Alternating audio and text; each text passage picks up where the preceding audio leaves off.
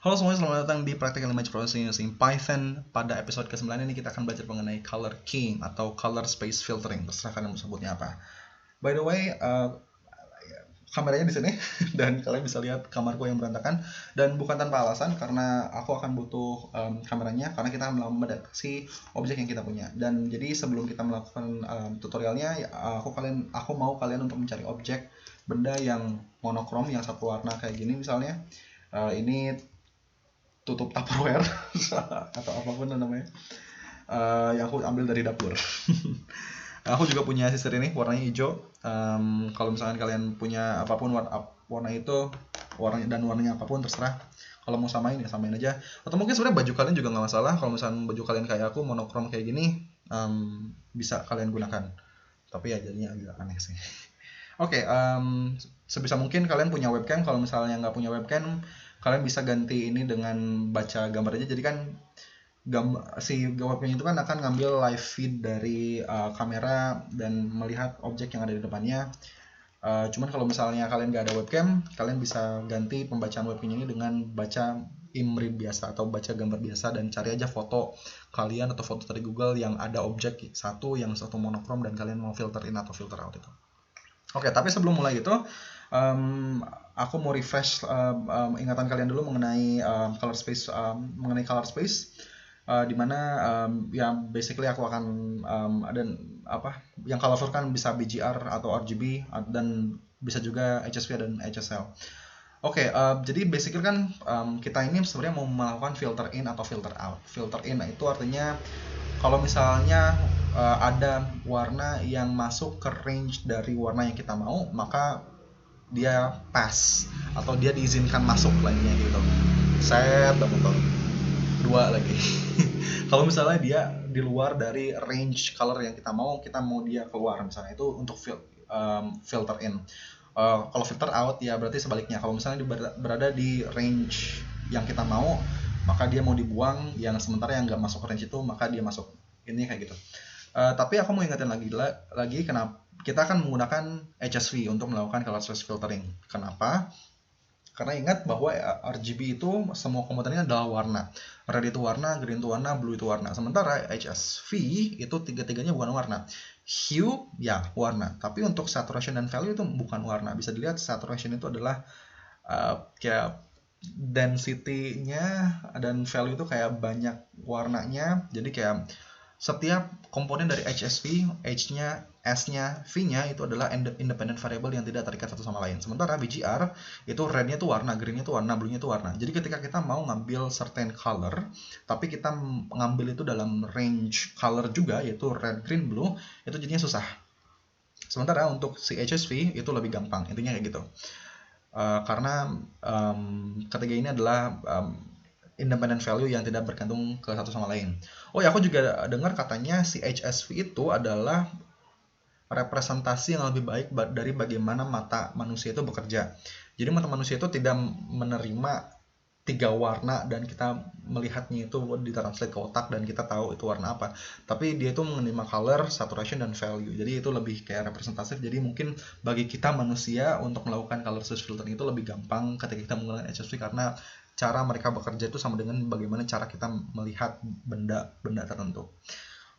Capek juga yang ngomong. Oke, selanjutnya kita akan mulai tutorialnya. Oke, yang pertama adalah kita akan membaca kameranya. Untuk melakukan tersebut, kita melakukan cv2 video capture 0. Kalau misalnya kalian menggunakan kamera webcam default yang udah ada di laptop, misalnya kayak aku pakai, ya gunakan video capture 0.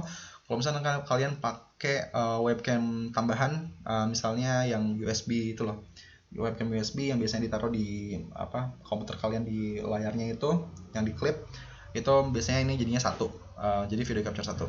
Tapi again, kalau misalnya kalian nggak punya webcam sama sekali, kalian juga bisa pakai gambar apapun lalu melakukan misalnya image sama dengan cv2.imread, lalu baca nama ini apa, misalnya kayak aku punya kocheng.jpg.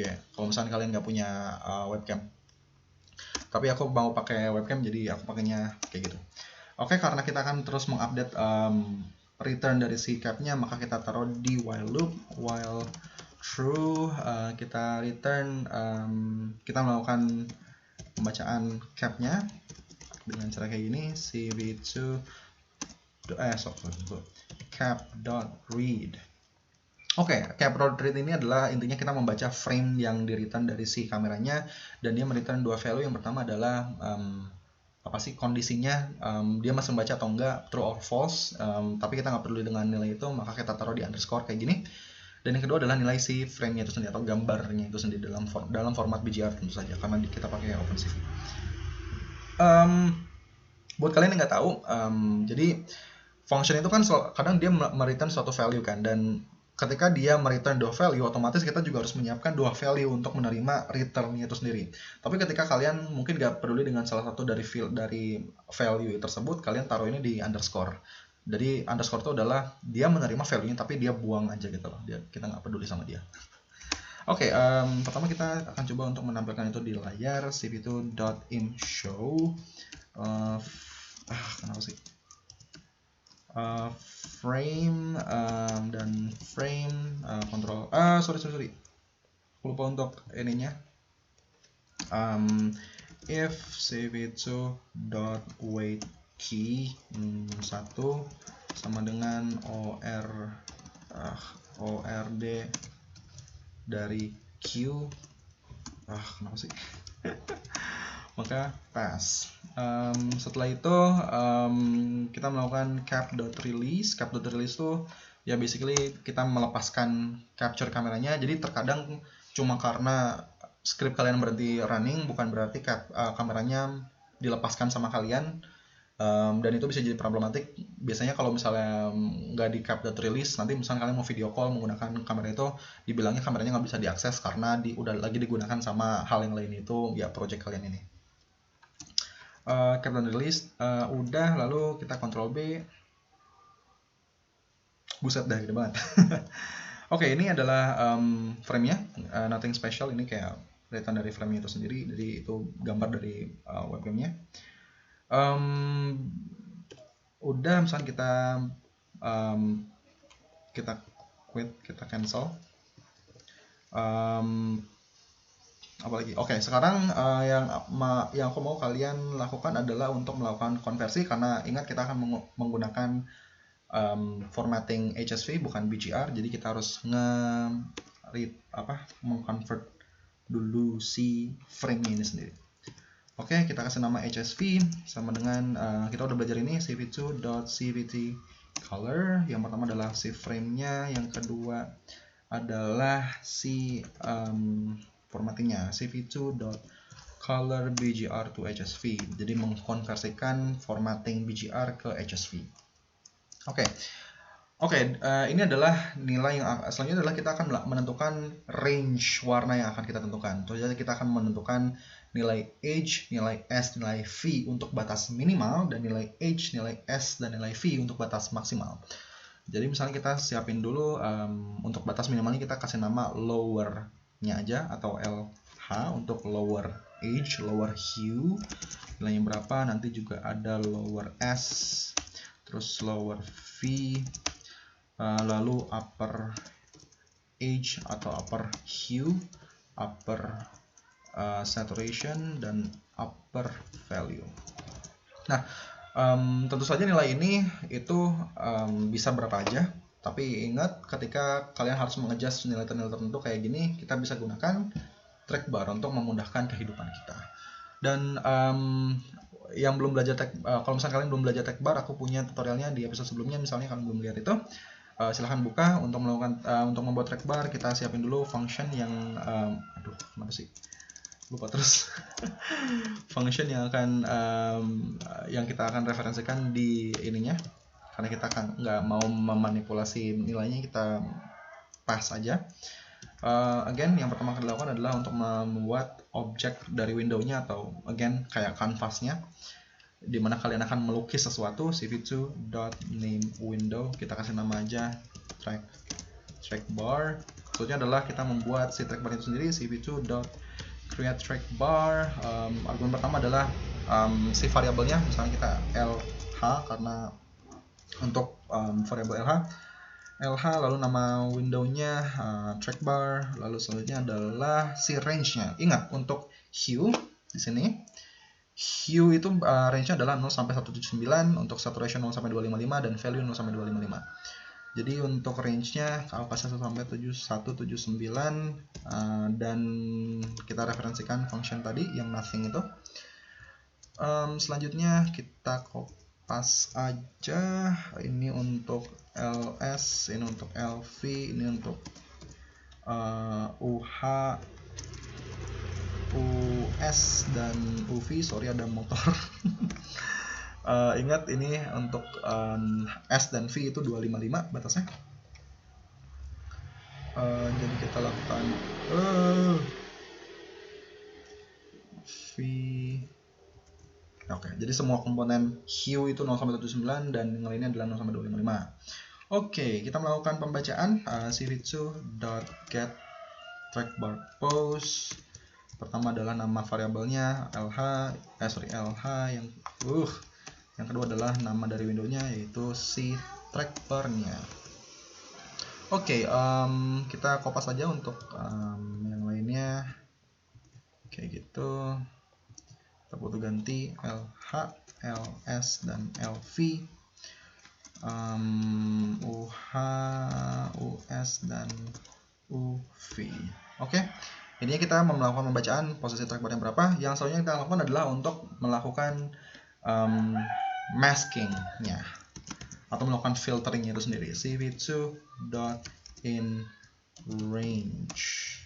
Oke, si inRange ini, by the way kita harus melakukan dulu membuat batas-batas minimal dan maksimalnya dengan cara kita bilang lower color adalah np.array. Jadi kita harus bikin itu di array untuk LH, LS, dan LV. Kan ini untuk batas minimumnya. Untuk upper color kita melakukan np.array untuk C, UH, US, dan UV. Oke, setelah kita punya itu sebagai array, kita taruh itu dulu di cv2.inRange. Argumen pertama adalah gambarnya, kita udah tahu itu di HSV. Yang selanjutnya adalah kita butuh si lower-nya untuk batas minimal dan batas maksimal, lower color dan upper color, dan dia akan mereturn si mask-nya itu sendiri. Seperti apa mask-nya? Mari kita lihat aja langsung. Oke, kita kasih nama mask, Ctrl B. Oke, ini adalah gambar aslinya yang dari webcamnya. Yang ini adalah si mask-nya itu sendiri. Artinya adalah ini adalah hasil dari filteringnya. Ingat, dalam kondisi awal nilainya adalah semuanya 0 atau nilai paling minimumnya, dan artinya kan ini ya masa ada nilai dari antara 000 sama 000 kan nggak mungkin, makanya nggak ada yang passing filternya. Nah, untuk melakukan tuningnya itu sendiri, aku biasanya langsung maksimal aja untuk nilai-nilai yang uppernya, maka jadinya masuk semua. Selanjutnya aku melakukan pemilihan warnanya, jadi aku coba ubah edge-nya, ini sambil pegang objeknya by the way. Jadi yang bagian putih itu bagian yang berada dalam range-nya, yang jadi kita melakukan filter in dari nilai yang berada dalam range. Kalau misalnya gambarnya berada dalam range-nya, maka dia akan berwarna putih. Kalau misalnya nggak berada dalam range-nya, maka dia akan bernilai hitam atau false gitu loh. Dalam kasus ini kita mau warna merahnya, kalau misalnya si hue-nya ini tambahin, si ininya malah hilang, jadi hue-nya mending dinolin aja. Lalu kita coba si saturation ini kita coba rubah. Oke, kelihatannya bagus. Mulai terisolasi warna merahnya, tapi masih ada warna muka aku, mungkin karena agak mirip. Komponennya kita coba maksimalin sampai warna muka akunya hilang, tapi si warna tutup merah ini nggak hilang. Kayaknya oke, mungkin di 170 paling pas kayaknya. Permasalahannya adalah ini agak reflektif ya, bisa dilihat ini pas ini reflektif dan sini enggak, jadi kayak terkadang dia masuk, terkadang dia enggak. Tapi kita coba rubah juga mungkin value-nya. Oke, mungkin banyak motor. Oke, mungkin value-nya enggak. Oke. Jelek ya. Oke, mungkin kayaknya segini. Oke, mungkin 160 di kondisi-kondisi tertentu ya. Oke, permasalahannya adalah bisa dilihat bahwa ada kayak semut-semut kayak gini di pinggir-pinggir. Dan ingat kalau misalnya kalian punya semut-semut kayak gitu, ada detail yang mau kalian kurangi, yang harus kalian lakukan adalah dengan melakukan blur. Oke, maka misalnya kita ingat dulu 0, 160, 160, 109, 255, 255. Oke, ada di sekitaran nilai segitu. Maka aku akan coba untuk menerapkan blur. Kalian akan lihat bagaimana sebuah gambar tuh malah jadi improve ketika dia di blur. Oke, aku kasih nama blur sama dengan cv2. Misalnya aku pakai Gaussian blur aja. Ingat Gaussian blur, argumen pertamanya adalah si gambarnya yang akan kita blur, lalu si size dari kernel size-nya aku akan coba 7 kali 7, lalu default ininya 0 aja. Aku convert ke HSV adalah si blurnya, buset dah. Harus banget ya mas klakson. Oke, artinya sekarang kita akan melakukan melakukan color keying di gambar yang udah kita blur. Ctrl B. Sorry, yang tadi belum aku close. Kenapa sih ini?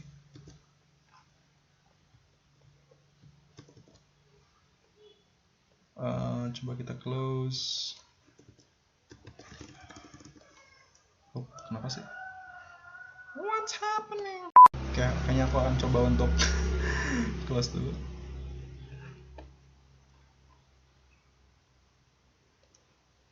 Di sini.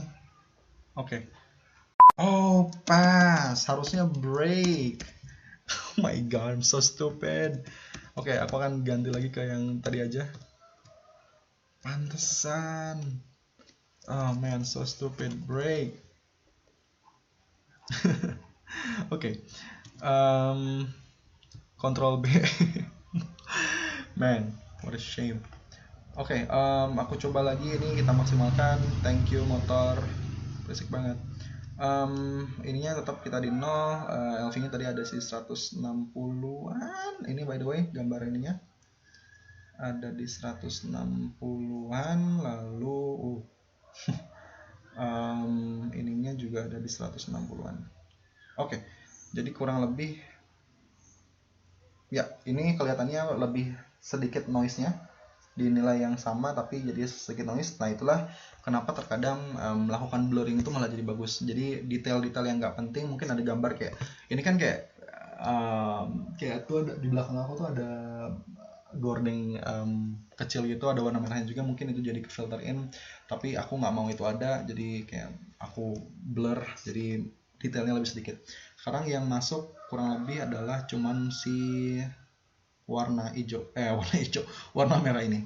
By the way, kalian juga bisa, mungkin kalian nggak suka kalau misalnya warnanya itu putih kayak gitu yang di passingnya, kalian juga bisa bikin masking yang colornya CV dengan cara CV itu .bitwise end frame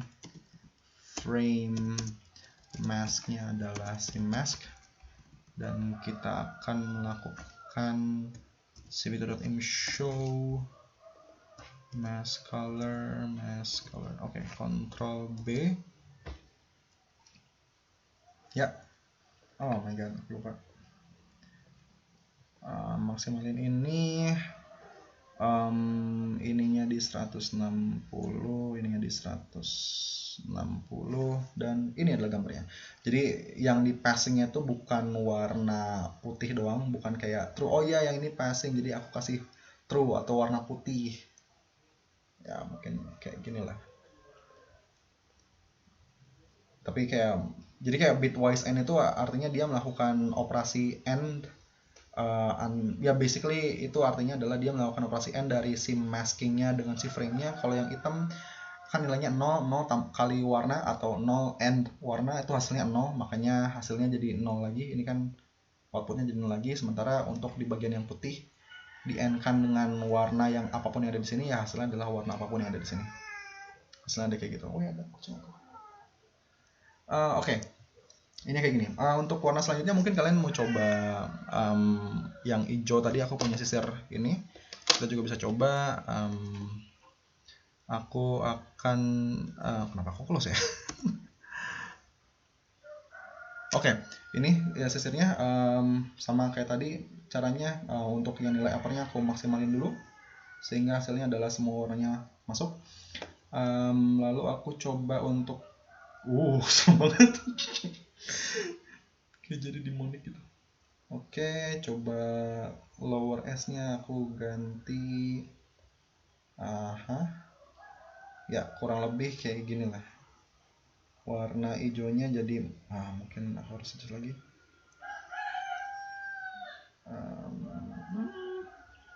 Ya lumayan lah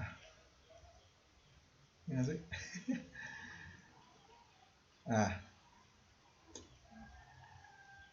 Kayak gini. Mungkin ininya kecilin. Aku juga nggak tahu sebenarnya ini warnanya tuh harusnya kombinasi ini apa. Cuman dengan track bar itu ya jadinya lebih gampang gitu loh. Jadi kalian bisa kayak sambil ngelihat sambil merubah. Jadi kayak bayangin kalau misalnya kalian melakukan kayak filtering kayak gini, tapi si ininya pakai manual, jadi kayak harusnya ya ganti-ganti stop run kayak gitu. Impossible. Kalau misalnya udah dapat nilainya, ingin aja 48, 11, 176. 48 ini kasih bentar 11 176 terus tadi berapa sih? 76 99 114 99 man 174 255 kayak gitu. Kita coba run, maka pada pas run ya udah, karena nilainya udah diganti ya udah. Ini untuk yang masking yang tanpa colornya yang cuma putih doang, yang bawah adalah makin gitu teman ya, masking color yang nggak ada ininya lah. Intinya kayak gitu. Itu aja paling untuk color keying atau color filtering. Selanjutnya kalian bisa deteksi ini misalnya kalian mau melakukan kayak dikotakin gitu, dikasih boundaries, lalu kayak dibilang oh ya ini ada warna ini di situ. Nanti itu akan kita lakukan di tutorial selanjutnya. Kalau misalnya ada pertanyaan apapun itu, close dulu nih, ganggu banget. Kalau misalnya ada pertanyaan atau apapun itu, silakan masuk aja kolom komentar. Selanjutnya kita akan belajar mengenai detecting object, dan kita akan bikin green screen pakai OpenCV. Jadi ya itulah yang akan kita lakukan di episode selanjutnya. Jadi kalau misalnya kalian tertarik, stay tune. Sampai jumpa di episode selanjutnya. Bye bye.